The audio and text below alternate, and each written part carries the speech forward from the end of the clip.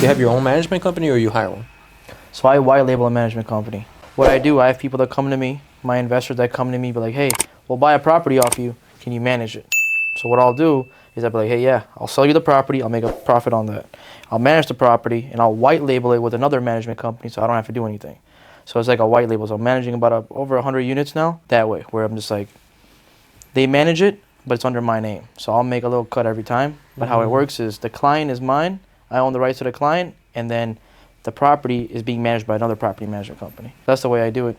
So that's a double whammy for me, you know? Let me see if I can make money multiple ways. So that's one way. The first way is selling the property. Second way is managing the property.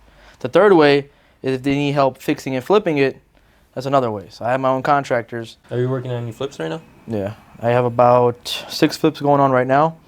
We just listed one of them yesterday, actually. On Main Street, yeah. That's where you get the buyers, man. They pay top dollar, first-time home buyers, you know? Yeah. So that's what we do.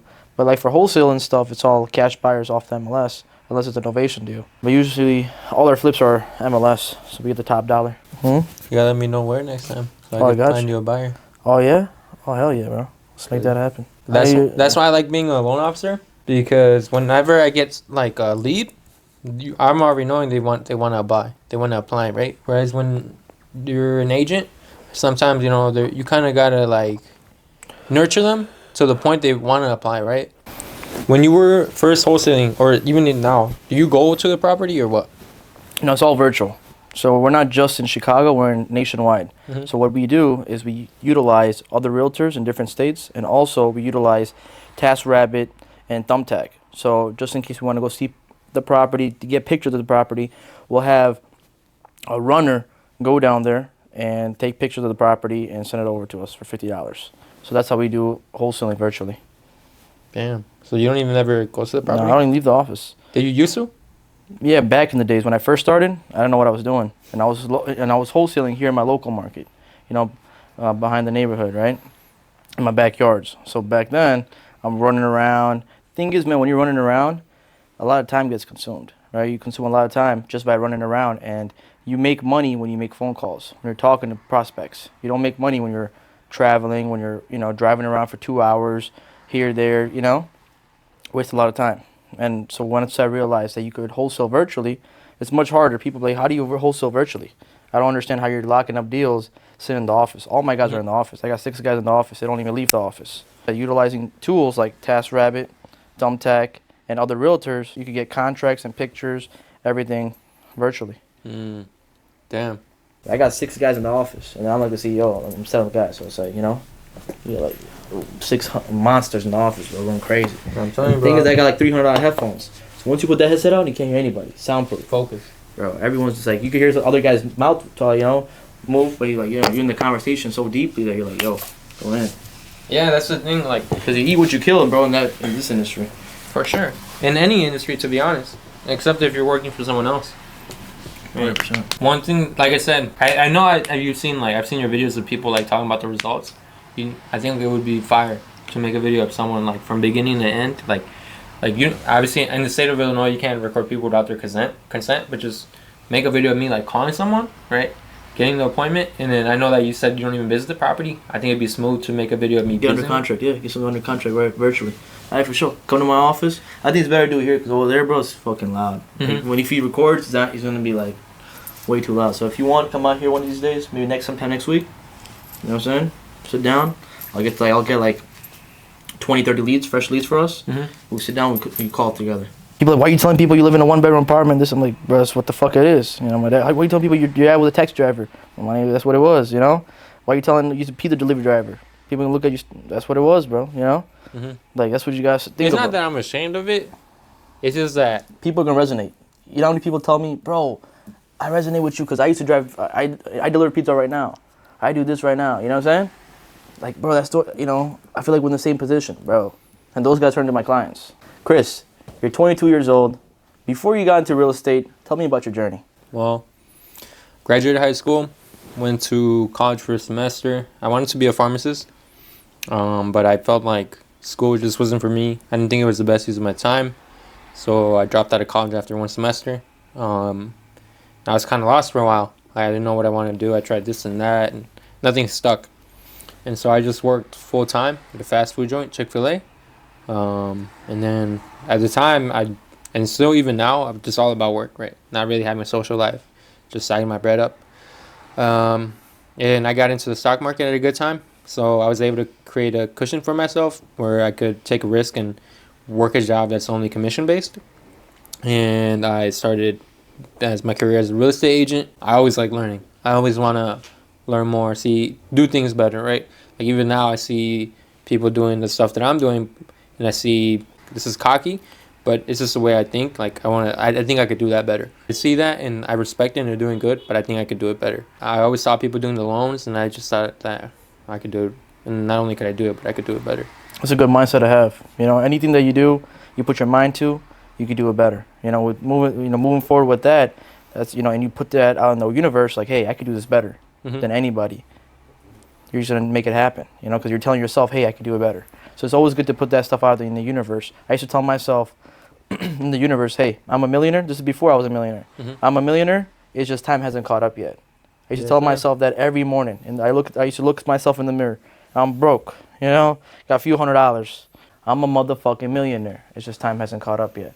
And then what happens is you put that stuff out there so many times, and next thing you know, within a blink of an eye, time goes by fast. Because think about it, man. You're 22. I'm 28. How fast did that go? Now that you think about it, like, man, it went by fast, right? But while you were growing up, you're like, man, I'm only 10, I'm 12, 15. But now when you look at it, today's the youngest you're ever going to be. You know what I'm saying? Right now, what time is it? It's January 9th, 7 p.m. It's the youngest you're ever going to be. Yeah. You know what I'm saying? You're not getting any younger. So thinking like that and telling yourself, hey, I'm going to do this better, and I'm going to make this happen, and I'm going to be a millionaire. You put it out there enough times, you're going to make it happen. So I like that mindset, bro. Yeah. I think a lot of people stop with their self-limiting beliefs, right? For example, I told you that I thought about wholesaling, but I thought, oh, well, I'm not sure how I'm going to find a buyer, right? Instead of thinking ways to do it, right? Instead of finding solutions, kind of like set a wall for yourself. And for me, I mean, dude, I'm 22. I didn't go to college. Like, to jump into loans, that's even riskier than getting into being an agent. Right. And thankfully, I've been doing good. Ever since I got my first closing, I've gotten at least one closing a month. So I've been consistent with it. And it's just because when I used to limit myself when I was an agent, I used to think like, oh, I can't do this because I haven't done this yet. Like, for example, I used to think to myself, I got to do rentals before I could do buyers. I got to do buyers before I could do sellers. Because ultimately, when you're an agent, sellers is king, right? The listing agent is king. So, but a lot of people, you need to have the confidence to be like, I could begin my career as a seller's agent. Because why not? You have the license. But you set that self-limiting belief where it's like, oh, I don't have no experience, so why would I deserve that? But you got to think to yourself, I deserve the best. I deserve the best. You gotta tell yourself that. But why real estate? Out of everything else, why did you dabble into real estate? I know you said you were at Chick-fil-A, and then you said you did other little jobs, right, working other places. How did you get into real estate, and why real estate? And why did you stay in there?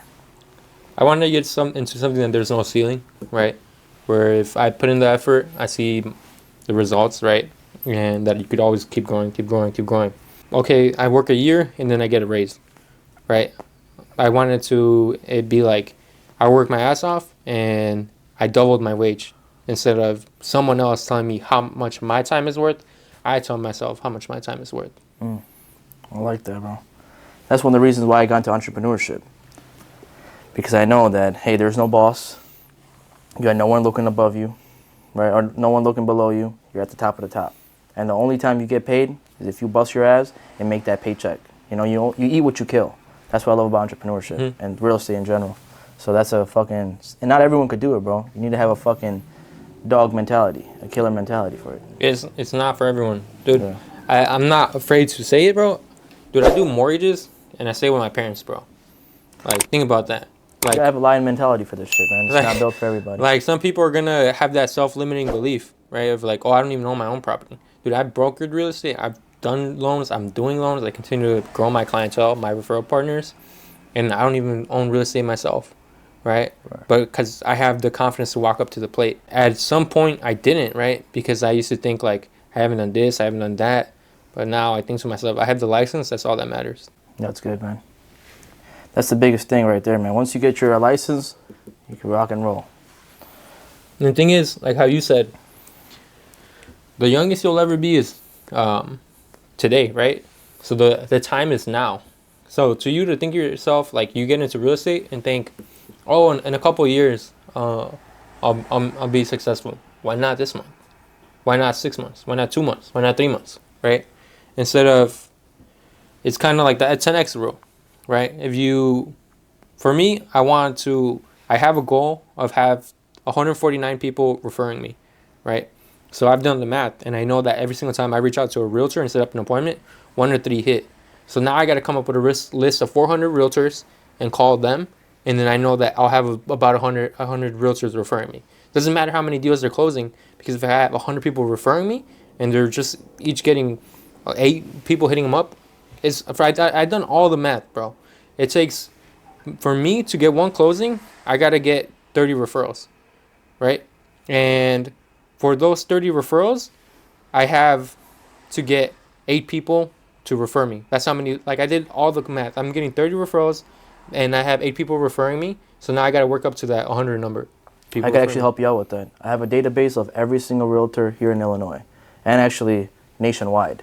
So if you want, I can give you that list and you just hit the whole list, man. Hit every single realtor up, start cold calling them so you can build that list. That's the way I do it. Like same type of thing, right? You know your metrics. Same thing when it comes to wholesaling. I know my metrics to where if my cold caller does 300 calls per day, I'll get 2 warm leads from that cold caller, right? And each cold caller brings me about, and the metrics is he'll bring me 2 warm leads per day, which is about 30 warm leads which is 60 warm leads on a monthly basis, and every 30 warm leads is a contract. So 1 cold caller should bring me 2 contracts per month. So now I know that there's a 30% conversion, right? So you need 2 cold callers working full time to get 1 contract sold, right? At 30% of 4 contracts, you're gonna get something sold, right?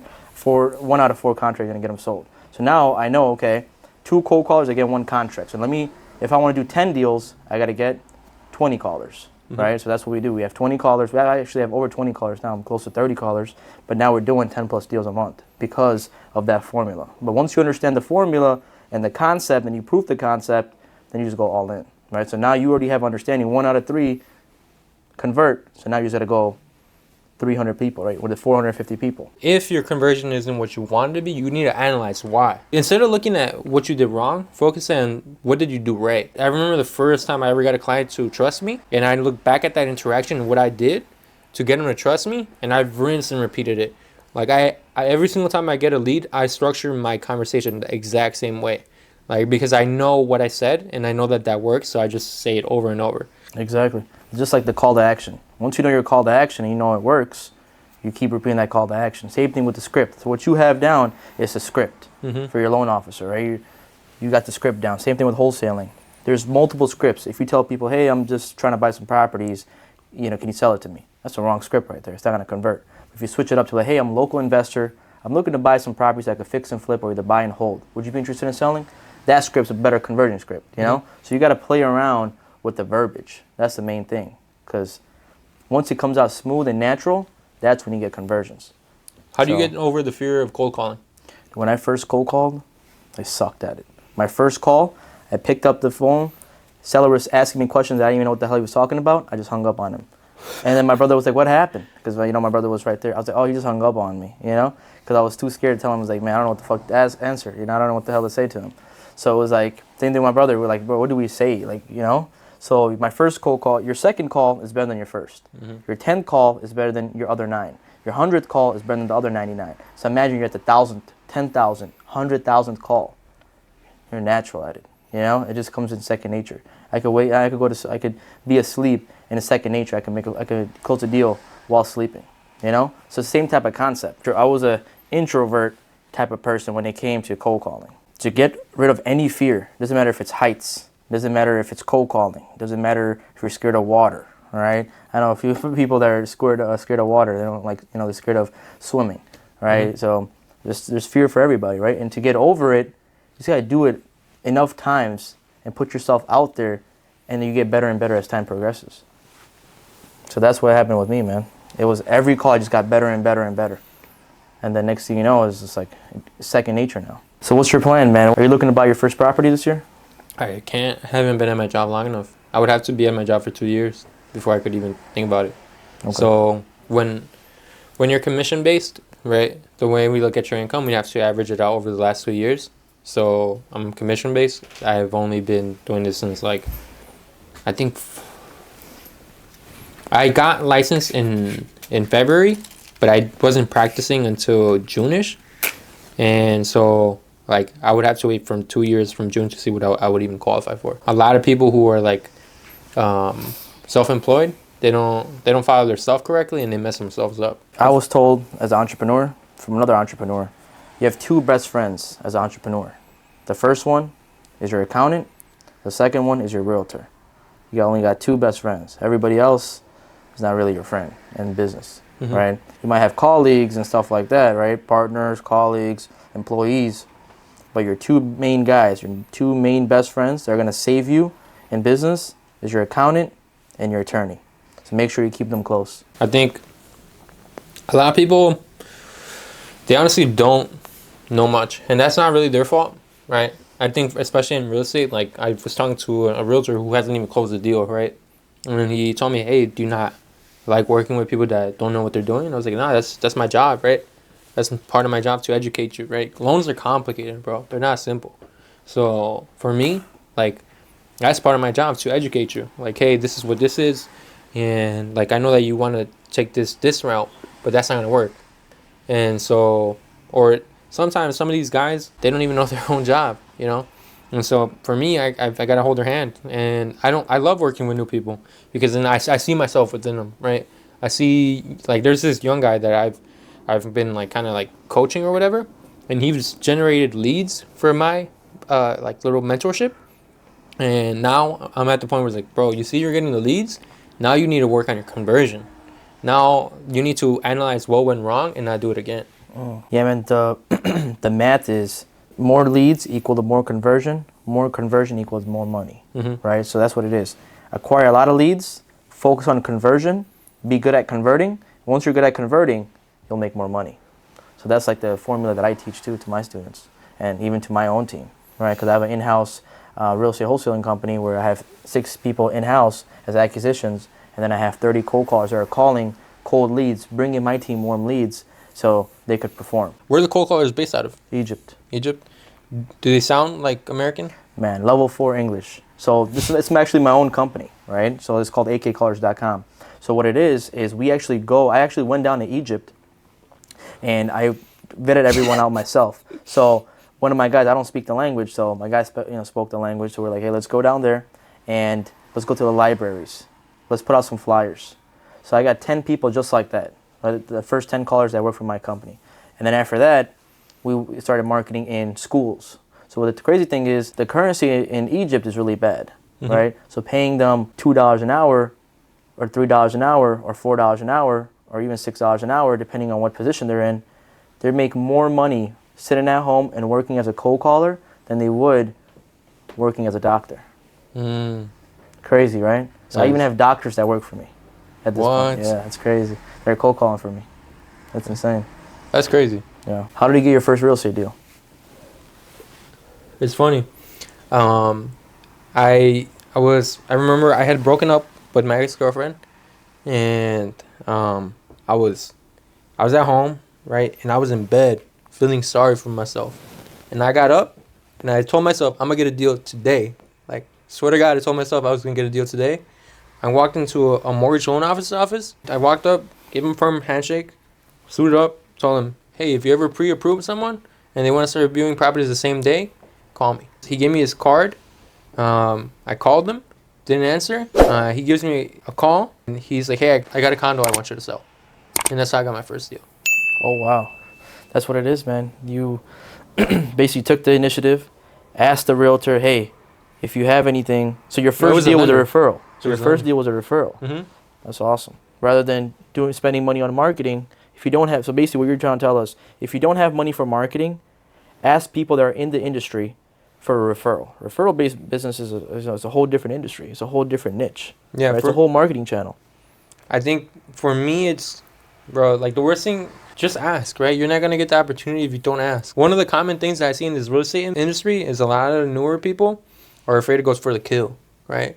But then you're never going to get the kill if... What's the worst thing that's going to happen? Yeah. What's the worst thing? The worst thing that's going to happen is they say no. That's the worst thing that's going to happen. But what's the best? The best thing that could happen, positive conversation, and they actually want to do business with you, and they say yes.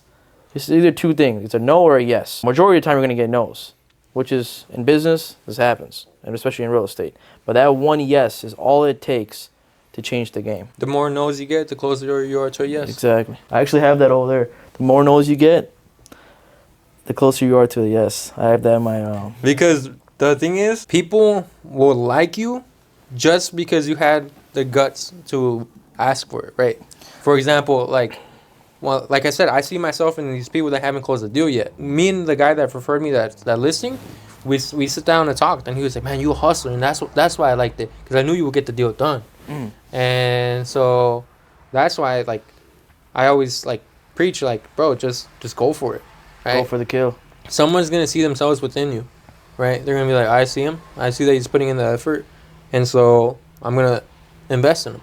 Because people like to, if you're standing in the side of the road and people see you trying to fix your car, people are going to help you because they see you trying to fix it. You're not trying to do anything about it. Nobody's going to help you because nobody sees you, just see a car stranded, whereas they see a person trying. Go for the kill. And keep going. That's what it is. You can't stop it. Because once you catch momentum, that's it. Then you could take over the world, and the sky is the limit. One of my mentors told me, I had the most amount of contracts I had, and I told him, hey, I froze up. I'm not used to servicing this amount of business. I was anxious. I didn't know what I was doing. But he's like, oh, yeah, you're going to have an amazing month. But once that month is over, what's going to happen? You're going to be dry. So you got to keep going, keep going, keep going. Sometimes you got to neglect your current business for future business, right? Because like how you said earlier when we were having conversation, you're not making your money staring out the windshield. You're making your money making the calls, right? That's what makes it the money. Like for me, I love taking a loan application. I love educating my client on, hey, this is what your credit score does. This is what your income does. This is what you qualify for. This is what you qualify with this program. But at the end of the day, that's not what's making me the money. Yeah, it is, but it's not. What's making me the money is calling my leads, calling my realtors, sending out marketing, posting on social media. That's money generating. Exactly. So I'm really big on delegation, right? So they call me Delegation King. The reason why I actually have 8 companies right now, and they're all delegated, where I don't work in the business, I work on the business. So same thing with wholesaling. The incoming leads that are coming in, it's not me calling them. The people, my acquisitions that are closing, it's not me closing them. My disposition that's selling it, it's not me disposing the properties, right? The only time I get a call is pick up a check. Hey boss, it's time to pick up a check. Same thing with property management. It's not me managing the properties. Same thing with the ride share company. It's not me managing the cars. Same thing with the fix and flip. It's not me fixing and flipping. So you got to learn how to delegate. So same thing with your industry.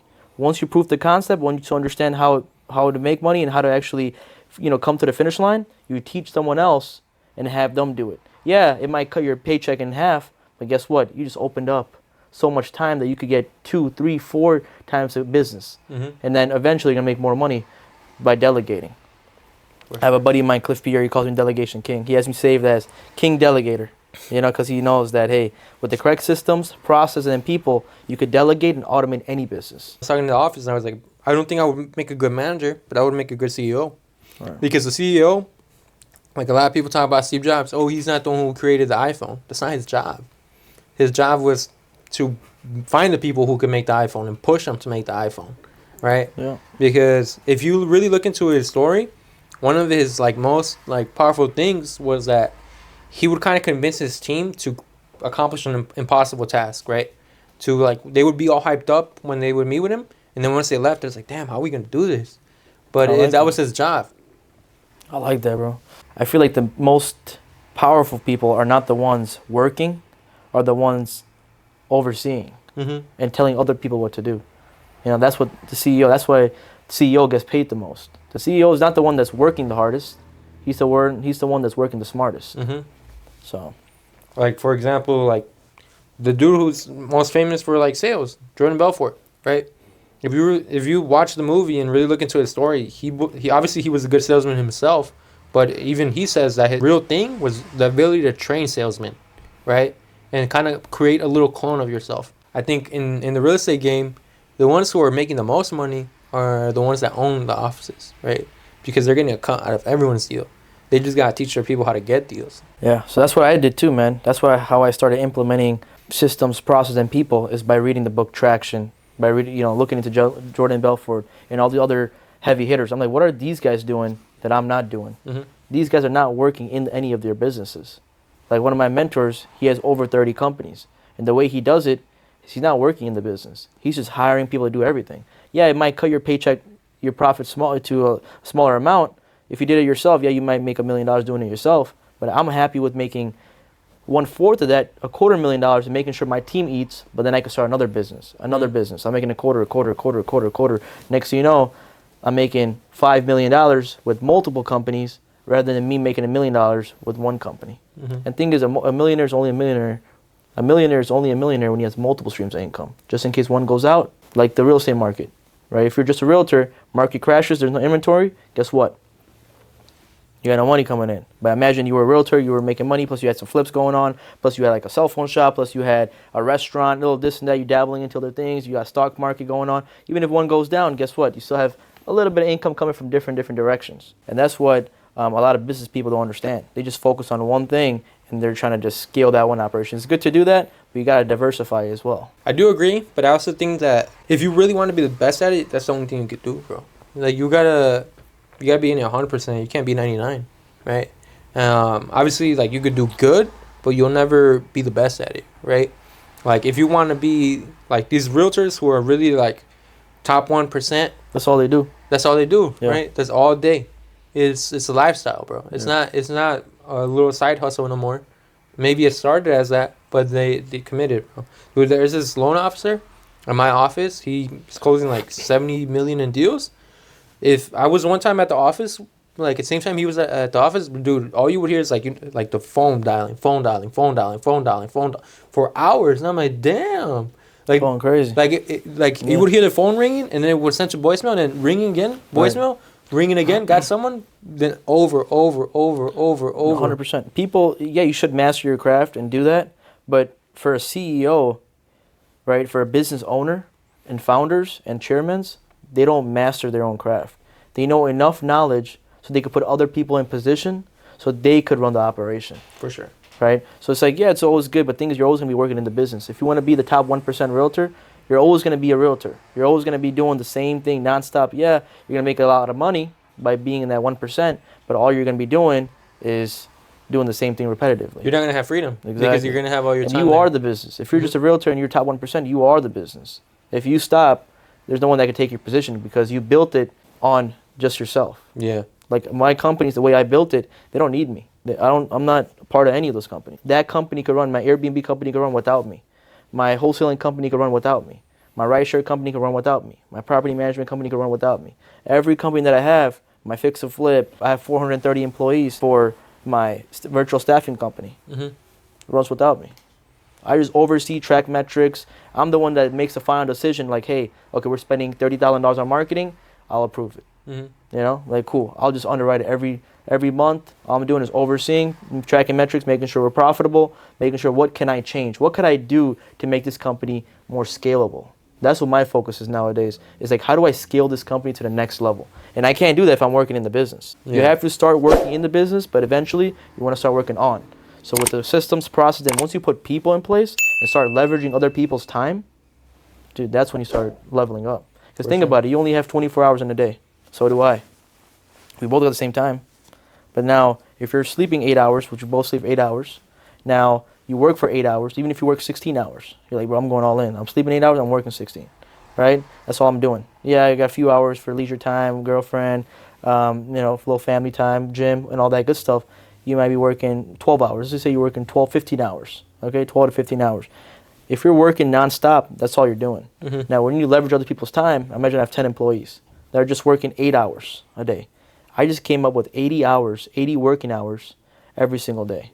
And I only have 24 hours in a day. So it's like leveraging other people's time will give you more hours, will give you more time. So that's what I'm focusing on. That's why I have over 400 employees. The amount of work one person could do in a year, my guys could do in a month because I leverage so much time.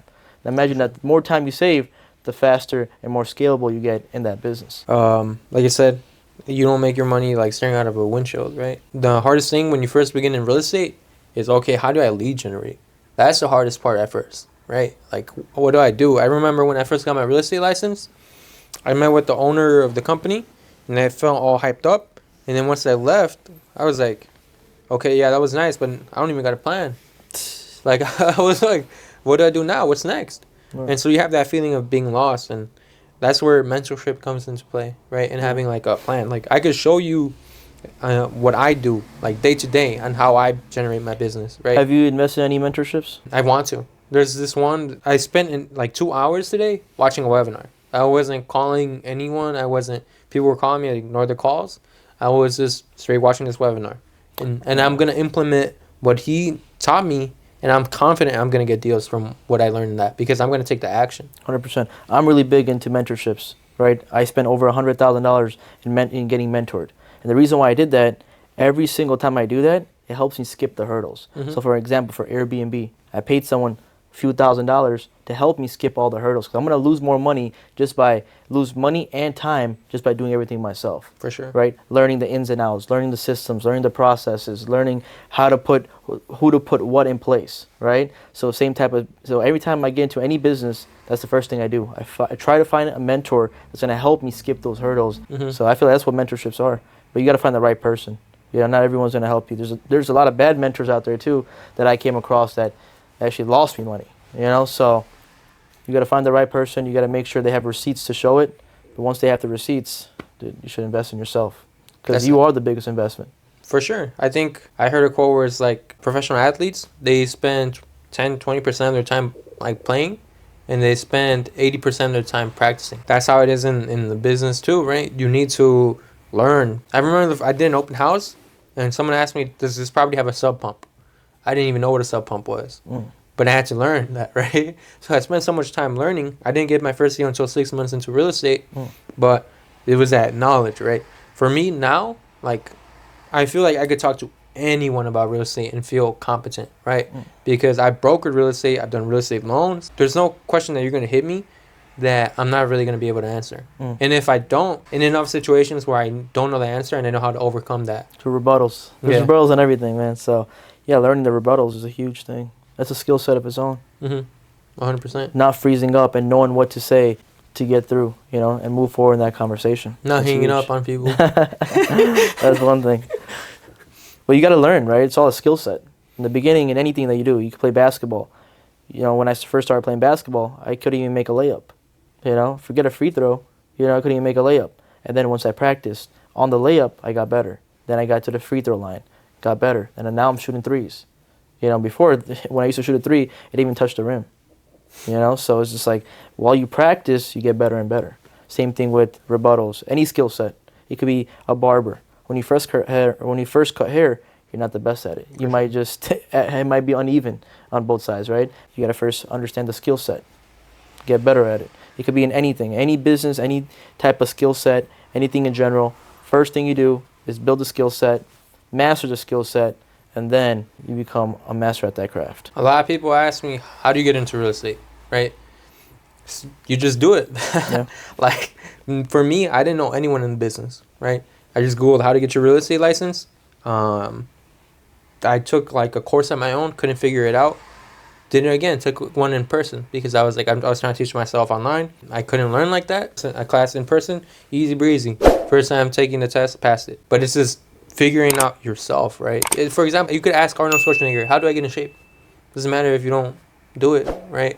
So it's not about who you're talking to or what. At the end of the day, like, you could get led to the water, but you got to drink it yourself. Yeah, man, taking action is 99% of progressing in the journey. You got to take action. There's a lot of people that don't take action. That's why they're failing.